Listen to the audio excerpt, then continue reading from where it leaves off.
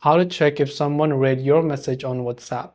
Hey everyone, welcome to our channel. In this video, I'm going to guide you through the steps on how you can check if someone read your message on WhatsApp. So without any further ado and delay, let's get started with today's video.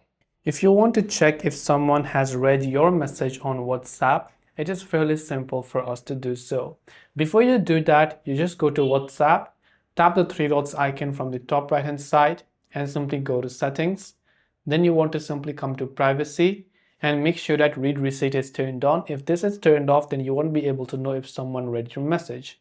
Now, if you believe someone has read your message, then normally you will see a blue check like this in double blue check. So it means that they have read your message. Sometimes even if there is only the double gray mark and there isn't, let's say, a blue check, it doesn't mean that they haven't read. It could also be that they have turned off their read receipt. So if the other party has turned off the read receipt, you won't be able to find out if basically they have read your messages or not, because they have enabled that privacy feature.